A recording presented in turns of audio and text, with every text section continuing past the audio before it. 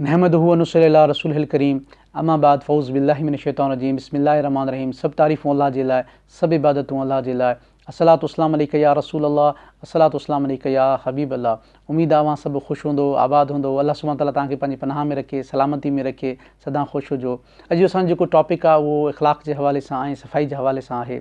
पाण करीम सल्लल्लाहु अलैहि वसल्लम हमेशह इख़लाक़ ते तमामु घणो ज़ोर ॾिनो आहे, तमामु घणो तलक़ीन कई आहे। पाण करीम सल्लल्लाहु अलैहि वसल्लम जी सीरत खे पढ़ो, पाण करीम सल्लल्लाहु अलैहि वसल्लम जी सुनत खे पढ़ो ऐं उन ते अमल करण जी कोशिशि कयो, ज़िंदगी में इख़लाक़ आणियो। असां ॾींहों ॾींहों तालीम जे हवाले सां त तमामु घणी तरक़ी करे रहिया आहियूं, पर असांजो जेको दामन आहे उहो ख़ाली आहे इख़लाक़ खां। असां वटि वॾा वॾा डॉक्टर्स, वॾा वॾा इंजीनियर त आहिनि, मां सभिनी जी ॻाल्हि नथो कयां, वॾा वॾा आहिनि माण्हू, पर उन्हनि वटि इख़लाक़ जी कमी आहे तमामु घणी। सही तरीक़े सां जेके असांजा रवैया आहिनि उहे बिल्कुलु बि सही न आहिनि। असां इख़लाक़ सिर्फ़ु एक्सपेक्ट कयूं था त जेके असां खां नंढी उमिरि जा माण्हू आहिनि, असां उन मां एक्सपेक्ट कयूं था त उहो असां सां इख़लाक़ सां ॻाल्हाइनि, अदब सां ॻाल्हाइनि, पर असां सभिनि ते, चाहे उहो नंढो हुजे या वॾो हुजे, अल्लाह सुब्हानो ताला जे नबी फ़रमायो आहे त इख़लाक़ सां पेश अचिणो आहे। त इंशा अल्लाह इहा तव्हांखे तलक़ीन बि कंदा हलंदासीं, तव्हांखे रिक्वेस्ट बि कंदासीं त पंहिंजी ज़िंदगीअ में इख़लाक़ियात ते तमामु घणो ज़ोर ॾियो। पोइ ॾिसो त अल्लाह सुब्हानो ताला जी कीअं रहमतूं ऐं नेमतूं तव्हांजे मथां अचनि थियूं। पाण करीम सल्लल्लाहु अलैहि वसल्लम हमेशह अदब खे तमामु घणी अहमियत ॾिनी आहे। अदब सां ॻाल्हाइणु, अदब सां उथणु, अदब ज़िंदगीअ में आणींदो त रहमतूं ईंदियूं। पाण करीम सल्लल्लाहु अलैहि वसल्लम जो चाचो हज़रत हमज़ा रज़ी अल्लाह ताला अन्हु साईं जी उमिरि जो हो, साईं खे तमामु घणो प्यारो आहे हज़रत हमज़ा रज़ी अल्लाह ताला अन्हु। साईं खां कंहिं पुछा कयो त साईं तव्हां खां नबी करीम सल्लल्लाहु अलैहि वसल्लम वॾो आहे या तव्हां वॾा आहियोसि? त हज़रत हमज़ा रज़ी अल्लाह ताला अन्हु तमामु ख़ूबसूरत उन्हनि खे जवाबु ॾिनो त वॾो त साईं आहे, पर मां हिन दुनिया में 6 ॾींहं पहिरियां आयो आहियां। केॾो न आला इख़लाक़ आहे असांजे असहाबा जो, अल्लाह सुब्हानो ताला केॾो शान कयो आहे। त इनशा अल्लाह असां बि पूरी कोशिशि कंदासीं त इख़लाक़ खे पंहिंजे ॿारनि ॾे आणियूं। असां पंहिंजे ॿारनि सां मुहबत त कयूं था, पोइ ख़बर न आहे उन्हनि जी रेस्पेक्ट कयूं था नथा कयूं। त पाण करीम सल्लल्लाहु अलैहि वसल्लम जी सीरत पढ़ंदो त उन मां ख़बर पवंदी त ॿारनि जी रेस्पेक्ट करणु केतिरी घणी ज़रूरी आहे। जॾहिं पाण करीम सल्लल्लाहु अलैहि वसल्लम ॾे न्याणी ईंदी हुई त पाण करीम सल्लल्लाहु अलैहि वसल्लम उथी बीही करे पंहिंजी न्याणी सां मिलंदा। केॾो न इख़लाक़ आहे पाण करीम सल्लल्लाहु अलैहि वसल्लम जो, हिन उमत जे लाइ मिसाल आहे इख़लाक़ जो त ऐं अदब जो। त केॾो पाण करीम सल्लल्लाहु अलैहि वसल्लम पंहिंजी धीअ सां प्यार था कनि।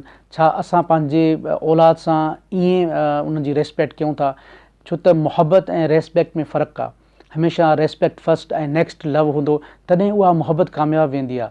असां माण्हुनि सां, पंहिंजे घर वारनि सां या पंहिंजी औलाद सां मुहबत त कंदा आहियूं, पर ख़ुदा बहितर ॼाणे थो उन्हनि जी इज़त केतिरी कंदा आहियूं। जॾहिं तव्हां उन्हनि जी इज़त करणु लॻंदव, यकीन कयो त उन्हनि में तव्हांजे लाइ बि इज़त अची वेंदी ऐं हमेशह उहो तव्हां सां मुहबत कंदा रहंदा। उहा तव्हां हयात मुहबत हूंदी आहे, उहा वक़्त सां बदिलबी न आहे, छो त तव्हां उनजी इज़त कंदा आहियो। पंहिंजे ॿारनि जी इज़त कयो, उन्हनि जूं ख़्वाहिशूं बि ज़रूरु पूरियूं कयो, पर कोशिशि कयो उन्हनि जी इज़त कयो त हू जीअं तव्हांजी इज़त कनि ऐं नाफ़रमानी न कनि। ॾिसो त असांजे माशरे में केॾो न नशो जेको आहे तमामु घणो थी वियो आहे। शराब, जुआ तमामु घणी थी वई आहे। नंढड़नि नंढड़नि ॿारनि में जुआ जी आदत आहे, के वॾा माण्हू बि जुआ में मुब्तला आहिनि, नशे में मुब्तला आहिनि। इहा छा आहे त इख़लाक़ियात जेकी आहे उनजी कमी आहे। शायदि उन्हनि खे को अहिड़े तरीक़े सां सेखारे न सघियो, कई उन्हनि जी का अहिड़ी रहनुमाई न कई। अलाह खां दुआ आहे त अलाह सुब्हानो ताला असांजे माशरे खे तमामु सुठो इख़लाक़ अता फ़रमाए। तव्हां बि कोशिशि कयो त अलाह खां दुआ घुरो त अलाह सुब्हानो ताला तव्हांजा इख़लाक़ बहितर करे। सफ़ाई जे हवाले सां असांजो इस्लाम दीन जेको आहे मुकमल ज़ाब्ता हयात ऐं दीन फ़ितरी आहे। पाण करीम सल्लल्लाहु अलैहि वसल्लम फ़रमायो आहे त सफ़ाई निफ़्स ईमान आहे। क़ुर पाक में बि आहे त अलाह सुब्हानो ताला इस्तग़फ़ार करण वारे खे ऐं पाक साफ़ रहण वारे खे तमामु घणो पसंदि करे थो। पाक साफ़ रहणु मतिलबु तहारत इख़्तियार कंदो तॾहिं पाकाई ईंदी। तहारत जी जेकी लुग़वी माना आहे उहा पाक रहण जी आहे। वज़ू करणु, जिस्मानी ऐं कपिड़नि जो पाक हुजणु, क़ल्ब जो पाक हुजणु। तहारत बेसिकली ॿिनि शयुनि मां आहे, हिकिड़ो वज़ू करणु, ॿियो गुस्ल करणु। मां नंढे वीडियो में तहारत ते पूरो त नथो ॻाल्हाए सघां, तव्हां ज़रूरु न ते कंहिं न कंहिं मुफ़्ती, कंहिं न कंहिं आलिम सां, कंहिं न कंहिं मौलाना सां ज़रूरु राब्तो कयो। इन जे करे इहे वीडियोज़ ठाहियूं था। मां मुकमल इंफॉर्मेशन तव्हांखे हिन वीडियो में नथो ॾेई सघां। तव्हां ज़रूरु कंहिं न कंहिं मुफ़्ती ऐं आलिम सां ज़रूरु मुलाक़ात कंदा कयो, कंहिं सुठे आलिम सां या कंहिं मौलाना सां मुलाक़ात करे उनखां ज़रूरु इहे टॉपिक्स डिस्कस कंदा कयो ऐं असांजी बि रहनुमाई कंदा कयो। ज़रूरु तहारत जेको आहे उनखां बग़ैर, सही तरीक़े सां पाकाई खां बग़ैर तव्हांजी इबादतूं क़बूल न आहिनि। असांखे ख़बर न आहे त फ़र्ज़ु जेको आहे वज़ू में कहिड़ो कहिड़ो आहे। असांखे इहा ख़बर न आहे त गुस्ल में जेको आहे कहिड़ा कहिड़ा फ़र्ज़ आहिनि। मां सभिनी जी ॻाल्हि नथो कयां, पर काफ़ी अहिड़ा माण्हू आहिनि जिन खे इन शइ जी ख़बर न आहे। अगरि ख़बर न आहे त उहे राब्तो बि नथा कनि कंहिं मौलाना सां। अलाए छो असां हेज़िटेट कयूं था, ॿियनि ॾे वञण त असां ॻाल्हाइण में को एतिरो नथो थिए, पर कंहिं मौलवी साहिब सां या कंहिं आलिम दीन सां ॻाल्हाइण में अलाए छो असांखे हेज़िटेशन थी। कोशिशि कयो दीन सही तरीक़े सां सिखो त ज़िंदगी में बरकत अचे। वज़ू इलाही माण्हू सही तरीक़े सां नथा कनि, गुसल जी इलाही माण्हुनि खे ख़बर न आहे। पाकाई ईंदी त उहे रहमतूं ईंदियूं, पाकाई ईंदी त उहे इबादतूं क़बूल थींदियूं। इलाही माण्हू चवंदा आहिनि त अलाए छो असांजी इबादत ख़बर न आहे क़बूल थिए थी नथी। अलाह त ग़फ़ूर रहीम आहे, अलाह बेनियाज़ आहे, अलाह ग़फ़ूर रहीम आहे। अलाह सुभाणे ताला इहो ई चाहे थो त हीअ उम्मत मुहम्मदी पाक साफ़ रहे। अलाह सुभाणे ताला पाण पाक आहे, पाकाई खे पसंदि करे थो। अलाह सुभाणे ताला पाण सखी आहे, सखावत खे पसंदि करे थो। अलाह सुभाणे ताला पाण करीम आहे, करम खे पसंदि करे थो। अलाह सुभाणे ताला फरमाए थो त पंहिंजे घर जे इर्द गिर्द माहौल खे साफ़ ऐं सुथरो रखो। असां वटि छा आहे त ॾींहों ॾींहों सफ़ाई जे हवाले सां असांजो ध्यानु हटंदो थो वञे, ऐं असां जेके प्लास्टिक जा रेपर्स आहिनि हलंदड़ गाॾीअ मां, जिथे आयो जंहिंजी दिलि जेको चवे थी उहो रेपर उते खणी फिटी थो करे। इहो इख़लाक़ न आहे, इहो सफ़ाई जो इहो तरीक़ो न आहे, इहा असांजी तरबियत सही तरीक़े जी न आहे। असां माशरे में जेको पंहिंजे जेके इर्द गिर्द असांजा नंढड़ा आहिनि, असां उन्हनि जी सही तरीक़े सां तरबियत न करे सघिया आहियूं।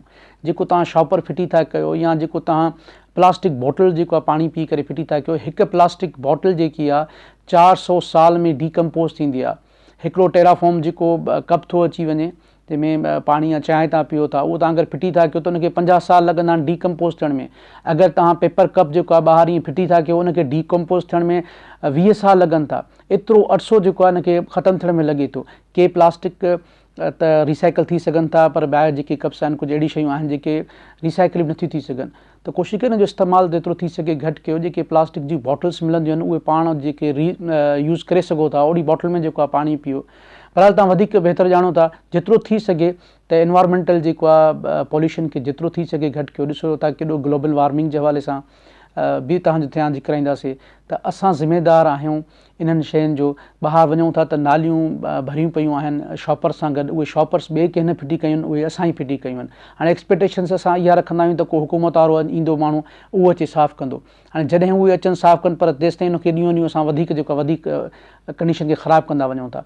जेतिरो थी सघे ईअं रोडनि ते शॉपर्स न फिटी कयो। पंहिंजे घर जी गंदगी खे सही तरीक़े सां सही जॻह में उते सही जॻह ते वञी करे उते करे फिटी कयो, त जीअं सही तरीक़े सां खणी करे वञी करे उहे जेके इदारा आहिनि सफ़ाई वारा, उहे सही तरीक़े सां उनखे सही जॻह था खणी वञनि। हर हंधि पियो हूंदो कचिरो त पोइ डेफिनेटली उहो वञी कंहिं न कंहिं ब्लॉकेज जो जेको आहे सबबु बणे थो, ऐं ख़ुदा न ख़ास्ता कंहिंजी जानलेवा बि साबित थी सघे थो। प्लास्टिक बोटलूं एतिरियूं सख़्तु हूंदियूं आहिनि जिन तां का मोटरसाइकिल स्लिप थी सघे थी, कंहिं बि गाॾीअ जो कंहिं बि व्हीकल जो जेको एक्सीडेंट थी सघे थो। त ख़ुदा रा कोशिशि कयो पंहिंजी ज़िंदगी में तब्दीली आणियो, इख़लाक़ियात खे ऐं सफ़ाईअ खे आणियो, ऐं पाणी जो इस्तेमालु सही तरीक़े सां कयो। इहो बि थोरो तव्हांजो ध्यानु छिकराईंदासीं। जॾहिं असां वज़ू था कयूं या ब्रुश था कयूं त पाणी जो नल हलंदो आहे ऐं असां ब्रुश पिया कंदा रहंदा आहियूं या मिसवाक कंदा रहंदा आहियूं, पाणी हलंदो आहे। मां सभिनी जी ॻाल्हि नथो कयां, पर काफ़ी माण्हू आहिनि त उहो पाणी जो जेको आहे ग़ैर ज़रूरी इस्तेमालु तमामु घणो कंदा आहिनि। इहो बि नापसंदीदा अमल आहे। अलाह जी नेमत आहे, उनजी जेको कोशिशि कयो क़दुरु करणु सिखो पंहिंजी ज़िंदगीअ में, त ॾिसो पोइ कीअं रहमतूं ऐं बरकतूं तव्हां ॾे अचनि थियूं। छा आहे त इहा उहा नाक़दरी आहे जेको असांजी नसलुनि खे जेको आहे परेशान कंदी, असांजी नसलूं जेको अदाह कंदी। सुभाणे ईअं न थी सघे, ईअं न थिए त तव्हां मयारी थी पओ, असां मयारी थी पऊं। इनजे करे तव्हांजो ध्यानु उन पासे ॾे ॾियारायूं था। उमेद आहे वीडियो तव्हांखे पसंदि आयो हूंदो, इन मां काफ़ी ॻाल्हियूं तव्हां सिखियूं हूंदियूं। ज़रूरु पंहिंजूं कमेंट्स ॾिजो। व आख़िर दवाना अल्हम्दुलिल्लाहि रब्बिल आलमीन।